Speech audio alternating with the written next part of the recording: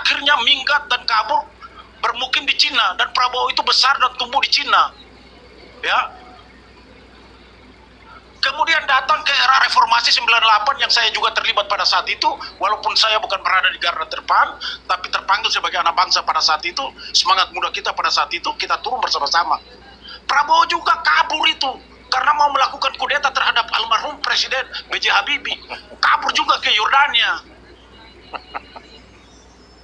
Akhirnya apa? Yang bersangkutan itu dicekal karena dianggap sebagai pelanggar atau penjahat perang, dicekal oleh Amerika. Kurang lebih itu hampir 21 tahun. Dia baru dilakukan normalisasi atau pemulihan nama baik atau diterima oleh Amerika itu pada saat dia menjadi menhan di Presiden Jokowi, lalu diterima di sana. Jadi kalau kita mau bicara, mau kait-kaitkan sejarah bahwa keturunan ini, keturunan itu, tidak ada.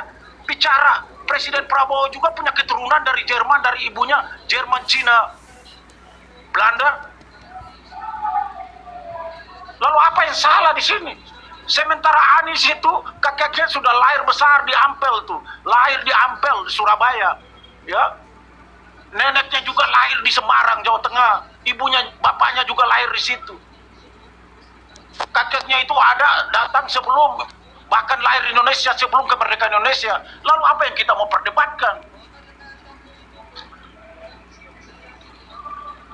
Saya secara pribadi begini, ada hal positif yang saya harus memberikan apresiasi kepada Anies kalau dia itu tokoh koruptor, yang selalu mereka nyatakan bahwa dia itu tokoh koruptor.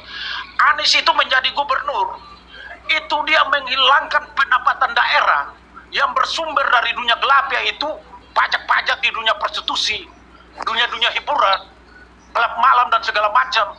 Yang 1 bulan pajak retribusi dunia malam itu di DKI Jakarta itu 184 miliar. Itu Anies selama menjadi gubernur itu dia hilangkan itu. Kalau dia mau korup aja, itu dia ambil. Dia tidak menghentikan itu. Bahkan tempat-tempat hiburan banyak yang ditutup seperti Alexis dan segala macam, itu dia tutup. Dia melawan itu oligarki, dia melawan itu pemerintah pusat terkait dengan reklamasi Teluk Jakarta. Gimana ceritanya kalau kemarin itu bukan Anies yang menjadi gubernur Jakarta? Jakarta itu sudah didominasi oleh Cina itu, karena pemukiman Cina itu pasti sudah terbangun di Teluk Jakarta itu, di reklamasi itu. Kita bersyukur masih ada satu anak bangsa yang punya integritas terhadap bangsa dan negara. Itu yang kita harus bangga, bukan kita menyudut. Yang saya heran lagi begini, Bang, ya teman-teman, yang merusak bangsa dan negara ini Jokowi dan Prabowo, tapi Anies diseret-seret. Sementara Anies itu belum punya kebijakan untuk merugikan bangsa dan negara. Dia belum pernah punya kebijakan terhadap APBN. Yang merusak dan punya kebijakan itu adalah Jokowi dan Prabowo. Kok Anies diseret-seret dalam perdebatan politik nasional, dalam kebijakan-kebijakan negara? Apanya yang mau diseret di situ? Ini kan orang-orang, kelompok orang-orang tolol aja yang tidak pernah mau membaca, tidak pernah mau belajar, lalu berita yang ini lalu dikembangkan di mana-mana. Ya.